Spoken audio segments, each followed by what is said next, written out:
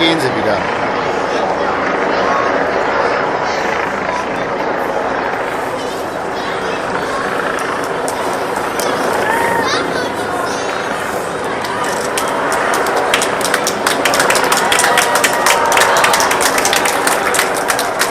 Die wichtigste Mannschaft in der NBA. Ja, genau. König, der Bundespräsident. Da kommt dann gleich die Königin zusammen mit der Lebensgefährtin vom Bundespräsidenten.